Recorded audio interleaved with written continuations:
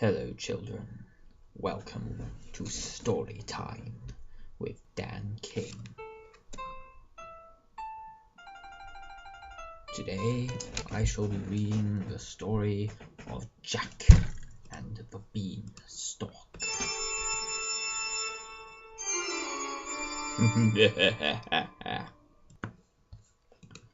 Now, once upon a time there lived a poor widow who had one son named Jack. She was very poor, and Jack was too young to work for her on their land. And they kept having to sell everything they owned until all they had left was their cow. And they were so very, very poor. Times were so hard. They had to sell the cow. The cow's name was Milky, because she gave them milk every morning. And so Jack took Milky to the market. He was very, very sad. He was also plainly very thick, because if we look here, on the way to the butcher's to sell him, he found some random guy. Good morning, said the random guy. Good morning, sir, said Jack. Where are you going? Said the random guy. I'm going to the market to sell the cow, said Jack. It's lucky I met you, said the random guy. You may save yourself the trouble of going so far. With this, he put his hand in his pocket and pulled out 5 curious-looking beans. Jack was probably quite concerned about this because of all of the things people tell you as a child to stay away from strange men trying to give you sweets. And if these were anything like jelly beans, I can imagine he probably felt the same. What do you call these? He said. Beans? Said Jack. Yes, but these are the most wonderful beans of all time. Magic beans! If you plant them overnight, the next morning they'll grow and reach the sky. But to save you the trouble of going all the way to the market, I don't mind exchanging them for that cow of yours. Jack was plainly very dim and quite thick, because he said, Yay! I'll exchange the cow for some beans! And they're the most wonderful beans ever, Yay! So he was so delighted that he ran all the way home to tell his mother how lucky he'd been. Mum, I sold the cow for some magic beans! But oh, how disappointed the poor widow was. Off to bed with you! How can you sell the cow for some beans? You've been conned by this trickster, said the mother, who was plainly much more sensible and intelligent than her idiot child. Magic beans! When he woke up the next morning, it was almost dark, and Jack jumped out of bed and ran to the window to see what the matter was, because it was rather late in the morning. Silly Jack getting up late. Anyhow, when he looked out, he saw that it was dark because the window was obscured by the beanstalk. So, I'll just see where it leads to, thought Jack, because he was plainly, well, would that really be what you're thinking of? Giant beanstalk. And you're thinking, I wonder where it leads. It leads to the sky. That's the only thing a tall thing leads to, unless there's a penthouse on top. I suppose there is kind of a penthouse on top, but it's more a pent alternate dimension, but that's later. So, Jack stepped out of the window onto the beanstalk and began to climb upwards. He climbed and climbed and climbed and climbed and climbed and climbed until after a time his mother's cottage looked like a mere speck below. But at last the climb ended, and he found himself in a parallel dimension, where he saw beans, lots of beans, lots of beans, lots of beans, saw beans, lots of beans, lots of beans, lots of beans, yeah, yeah. No, sorry, I'm not going to quote Weebles anymore. So, no, where he was a beautiful country. Now, all the ways to get to a parallel dimension, climbing up a beanstalk seems a kind of strange way. I suppose it's better than being trapped by wizards in a painting, or abducted by aliens, or abducted by demons, or abducted by evil spirits, or actually, it's not better than using a portal or using some zappy thing. I'd like a zappy thing. Anyway, so anyway, a little way off to the great castle with a broad road leading straight up to the front gate, and when Jack was on his way, he found a beautiful maiden suddenly standing beside him. "Morning, madam," said Jack. "Good morning, Jack," said she. "You know my name! How did you know my name?" thought Jack. But soon he found that she knew a great deal more than his name. The stalker, honestly. She told him how, when he was quite a little baby, his father, a gallant knight, had been slain by the giant who lived in the castle that the road led to, and how his mother, in order to save Jack, had been obliged to promise never to tell the secret. Really? Family secrets, honestly. I swear this wasn't in the version I read I was read to as a kid. Anyway, all that the giant has is yours, she said, and then disappeared quite as suddenly as she came, because she was a fairy. As he drew nearer to the castle, he saw the giant's wife standing at the door. "If you please, ma'am," said he, "would you kindly give me some breakfast? I've had nothing to eat since yesterday."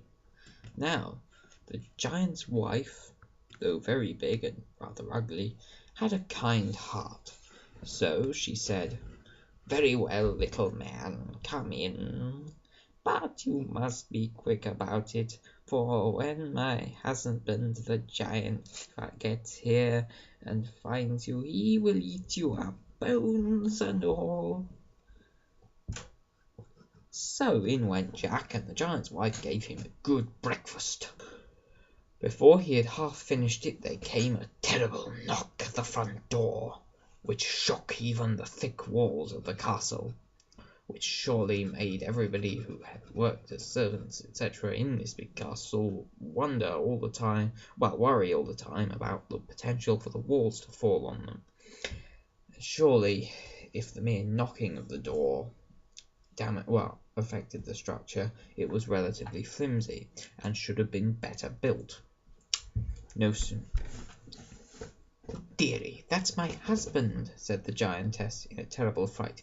"We must hide you somehow," and she lifted Jack up and popped him onto the kettle. No sooner had the giant's wife opened the door than her husband roared out, "Fee, fi, fo, fum, I smell the blood of an Englishman." How does he know it's an Englishman? Really? I mean, how can you even say that you have such a keen sense of smell? I mean, surely I know it's just above England, so there's an extremely good chance. But I mean, if it's based on the blood, perhaps, or perhaps the sweat, perhaps he'd honed his senses. Then perhaps it would be more likely a genetic thing.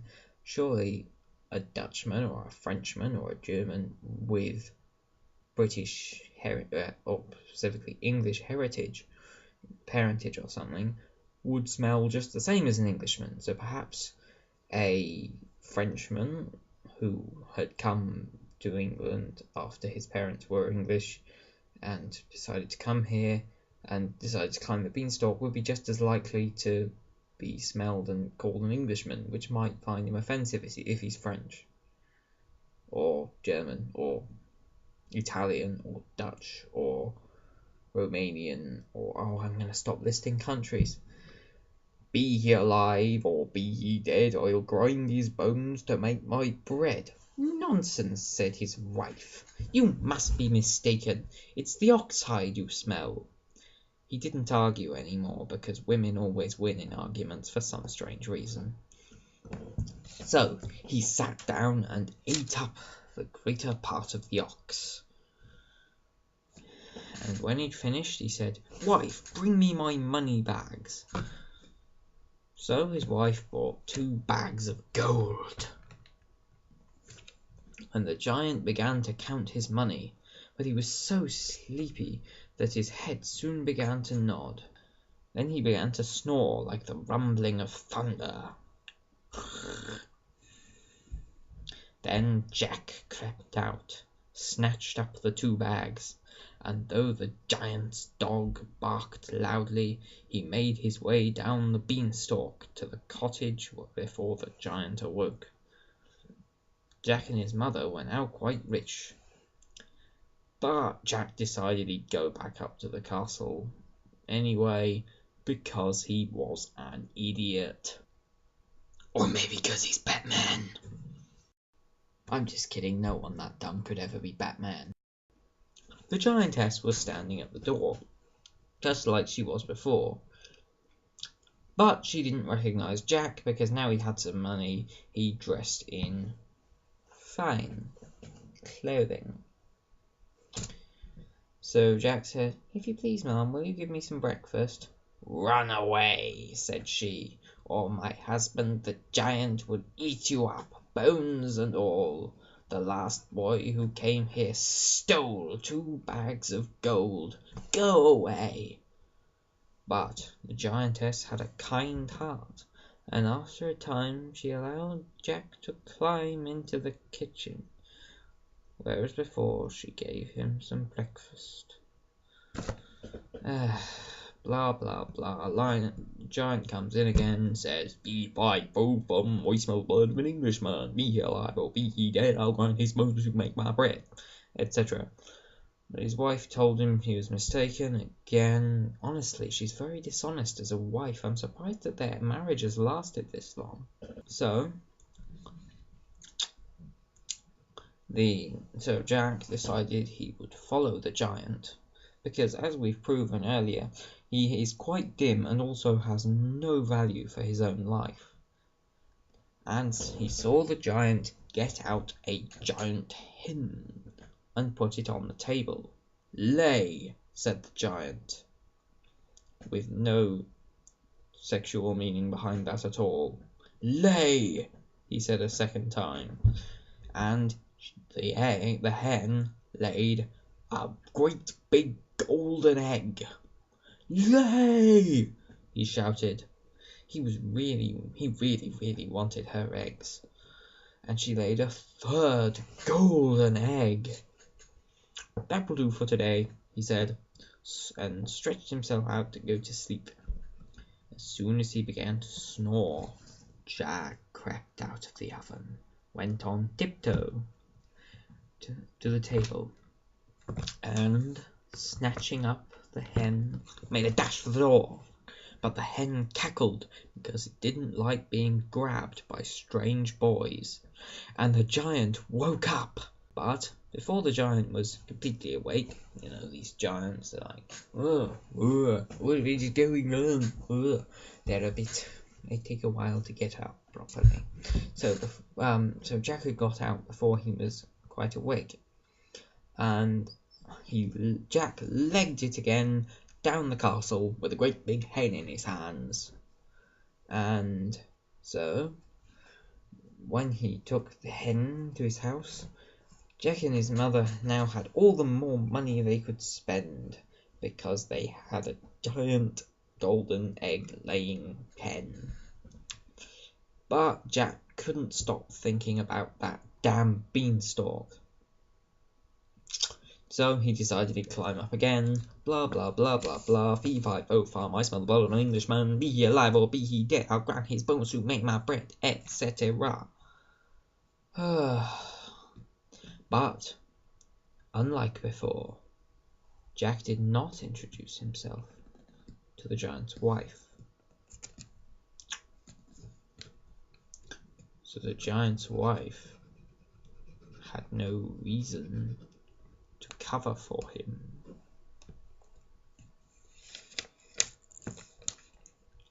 Fee, fi, fo, fum. I smell the blood of an Englishman. I can't remember how I was doing the voice earlier, so that came out weird. He said. He stared in the kettle, but Jack was hiding in the oven. What a silly place to hide when someone wants to eat you. When the giant had finished searching, he called out, "Wife, bring me the golden harp," because plainly his wife didn't deserve an actual name that anyone could be bothered to give her. I mean, seriously, why is Jack the only character to get a name? So she brought the golden harp and placed it out on the table. "Sing," said the giant. It didn't sing. It wasn't very happy with being ordered around, so he shouted, "Sing!" again. And then it started singing the most beautiful songs. Quite how the harp could play itself, I don't know, or was it singing? Maybe? Oh, I don't know. So, the harp was singing, and la la la la la la, I'm a singy harp, etc. And whilst it did that, Jack quietly crept out of the oven, and going on tiptoe, kidnapped the harp. But the harp didn't like being kidnapped, and it called out, "Master, master, help!" And the giant woke up just in time to catch the sight of Jack running out of the kitchen door. I suppose it wasn't really kidnapping, since Jack technically owned the harp anyway, because it was his dad's before it was stolen by the giant. But if we think about this, he's going against his will, and he's taking someone that he owns. You're owning a sentient being. Even though it's a harp, that's still kind of slavery. I don't like this. I'm kind of a harp slave.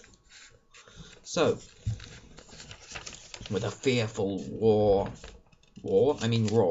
the giant seized his oak tree, which he'd made into a club, and dashed after Jack, who held the harp tight and ran faster than he'd ever run before. He jumped... No, sorry, I'm making that up then. He slid his way down the stalk, but the giant had begun to climb. And Jack called out halfway down, "Mum, bring me an axe! Bring me an axe!" And the widow hurried with a chopper. Jack had no sooner reached the ground than he cut the beanstalk in two, and down came the giant with a terrible crash, and that, you may be sure, was the end of the giant. And Jack and his mother grew very rich and lived happily ever after. And Jack married a princess, which is totally unnecessary and just plain annoying. Anyway, goodbye. Also, I'm probably not going to do any more storytime videos because these three haven't really been very popular. But if you want me to do more, I will do one or two more.